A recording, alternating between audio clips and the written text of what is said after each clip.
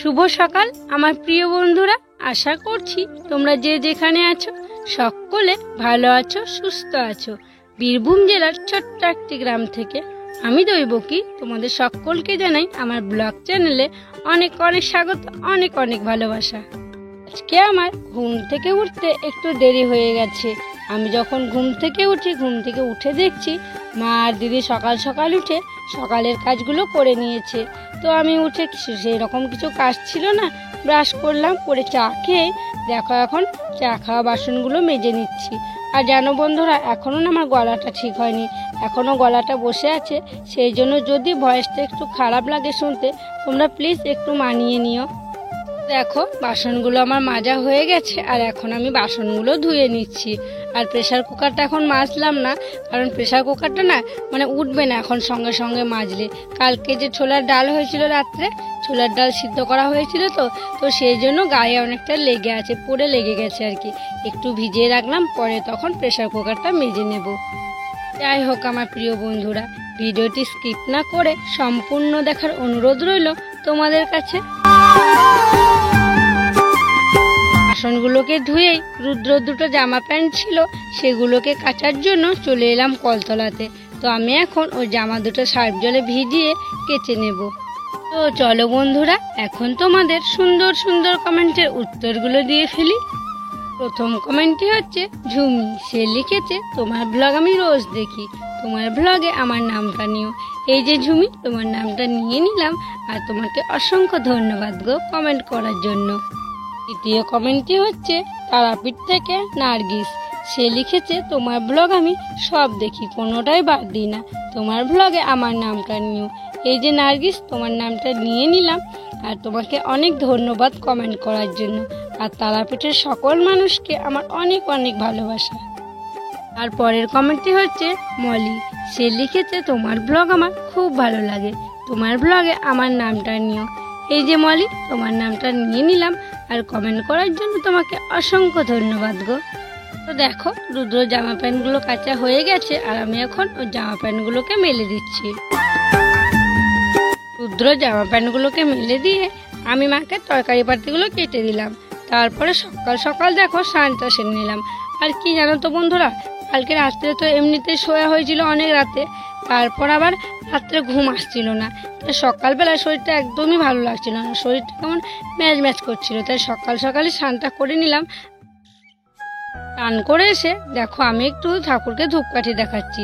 মা আগে স্নান করে ঠাকুর সেবা দিয়ে দিয়েছে, আর আজকে তো মঙ্গলবার, মঙ্গলচণ্ডীর পুজো করি, সেই জন্য আমি একটু ধূপকাঠি দেখিয়ে দিলাম। দেখো বন্ধুরা, রুদ্র বাবাকে মুড়ি খেতে দিয়ে দিলাম। আর আজকে মুড়ি খাবারের জন্য হয়েছে ঘুগনি, আর আছে লঙ্কা বাটা, আর এই যে পাকা আম আর মিষ্টি।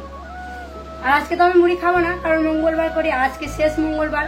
আমি দিদিকে ফোন করেছিলাম, দিদির এখনো পুজো হয়নি, ওখানে দিদির পুজো করা শেষ হবে, তারপরে এখানে আমি প্রসাদ নেবো, তারপরে আমি মুড়ি খাবো।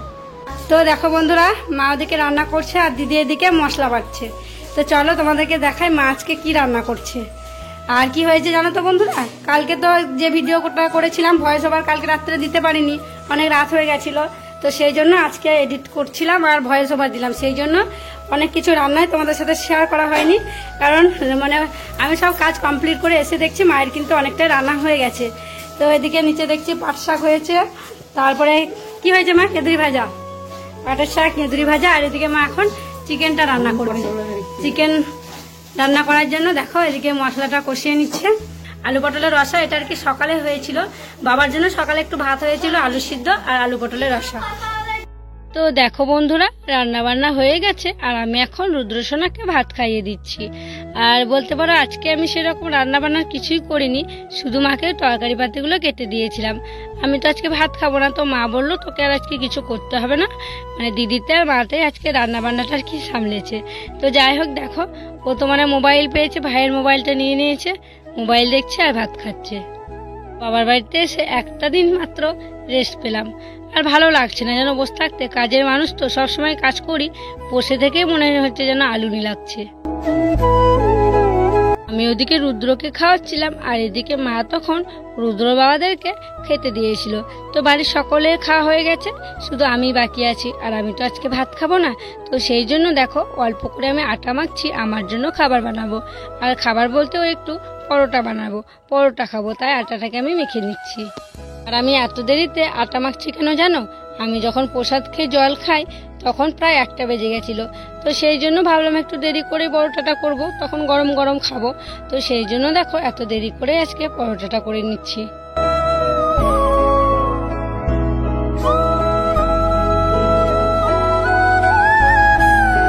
জানো তো বন্ধুরা, আমার না ভয়েস দিতে খুব কষ্ট হচ্ছে। তোমরা হয়তো বুঝতে পারছো, আমার কিছু কিছু কথা তুতলে যাচ্ছে। আমার জিভে খুব ঘা হয়েছে, আবার মাড়িতেও ঘা হয়েছে, আবার গলাতেও প্রচণ্ড ব্যথা করছে। তো সেই জন্য খুব কষ্ট করে ভয়েস দিচ্ছি। আর তোমাদের প্রতি না আমার একটা ভালোবাসা জন্মে গেছে। তোমাদের সাথে বকবক না করে আমি থাকতে পারি না। তো সেই জন্য আর কি কষ্ট হলেও তোমাদের ভালোর জন্য আর আমার ভালোর জন্য সেটাকে আমি করছি। পরোটাগুলো করলাম, তারপরে দেখো গরম গরম পরোটা আর একটু চা করে খেয়ে নিচ্ছি। আর অন্য কিছু করলাম না, তরকারি টরকারি তো খেতে পারবো না, মুখে লাগছে সেই জন্য। আর ওদিকে আবার দিদিরা রেডি হয়ে গেছে বাড়ি যাওয়ার জন্য। দেখো দিদিরা বেরিয়ে পড়েছে বাড়ি যাওয়ার জন্য। মা কত জোরাজোরি করলো যে আজকের দিনটা থাক, কালকে ষষ্ঠী করবি তারপরে যাবি। কিন্তু না, দিদিদের ষষ্ঠী হবে না এবছর, দিদি যে কাকা মারা গেল সেই জন্য। দিদিরা তো চলে গেল। তো তারপর দেখো আমি বাসনগুলো মাজার জন্য চলে এলাম কলের পাড়ে। আর আমি এখন বাসনগুলো মেজে নেব। আর যে রুদ্র বাবারা ভাত খেয়েছিল সেই বাসনগুলো মাজা হয়নি। মাকে বললাম তখন তোমাকে অত রোদ গরমে মাজতে হবে না, আমি পরে মেজে নেব। তাই দেখো সব বাসনগুলো এক জায়গা করে আমি এখন মেজে নিচ্ছি। কালকের ভিডিওতে তোমরা অনেকে কমেন্ট করেছো যে তোমার বাবা বকেছে বলে তুমি রাগ করো না, বাবা মারা তো এরকমই হয়, তখনই বকবে আর তখনই ভালোবাসবে। আবার অনেকেই কমেন্ট করেছো তোমার বাবা একটু বড় লোক বলে, তোমার মধ্যবিত্ত পরিবারে বিয়ে হয়েছে বলে তোমার বাবা তোমাকে দেখতে পারে না। তো যাই হোক, কালকে যেটা হয়েছিল সেটার জন্য আমার আর কোনো মন খারাপ নেই। কালকে একটু মন খারাপ হয়েছিল, কিন্তু এখন সব ঠিকঠাক হয়ে গেছে।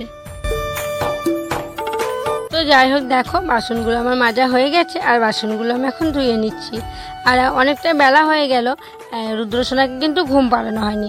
এই বাসনগুলো ধুয়ে নেব, তারপর রুদ্রসোনাকে ঘুমটা পাড়িয়ে দেবো।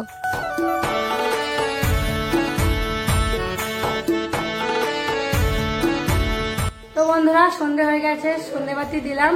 তো চা করে সবাই মিলে চা খেলাম। আর জানো তো আমার মুখে না খুব ঘা হয়েছে, জিভে, তারপরে এই দিকটায়, মাড়ির এই সাইডটায় মানে প্রচন্ড ব্যথা করছে, কিছু খেতে পারছি না, মানে মুখ নাড়তে পারছি না, আর খেতে অনেকটাই সময় লাগছে। তো সেই জন্য একটু ডাক্তারখানা যাচ্ছি ওষুধ নিয়ে আসার জন্য। তো চলো যাই ওষুধটা নিয়ে আসি। দেখো আমি কিন্তু ডাক্তারখানা চলে এসেছি, আর আমাদের বাপের বাড়িতে কিন্তু ডাক্তারখানা আছে। তো সেখানে এলাম, আর দেখো আমি ওষুধ নিয়ে বাড়িও চলে এসেছি। আর অনেকগুলো আমাকে ওষুধ দিল জানো, 200 টাকার ওষুধ দিল, খাওয়ার ওষুধ, লাগানোর ওষুধ।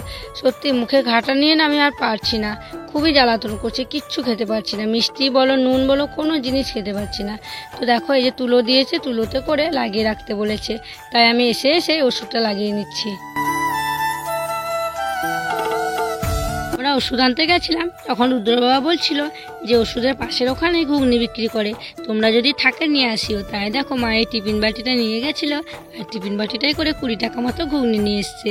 আর দেখো আমি তো আজকে খাবো না, তাই ভাইকে দিলাম, রুদ্রকে দিলাম, আর রুদ্র বাবাকে দিলাম, ওরা খাচ্ছে। তো দেখো বাবা আমার মাথায় হাত বুলিয়ে দিচ্ছে। আর কি জানো তো, বাবা বলছে যে কালকে তোকে বকেছিলাম বলে আমারও না খুব মনটা খারাপ করছিল, রাত্রেবেলা আমার ভালো ঘুম হচ্ছিল না। তোর মাকে বলছিলাম যে মেয়েটাকে সবার সামনে এভাবে বকলাম, তাই বাবা আমাকে আদর করে দিচ্ছে।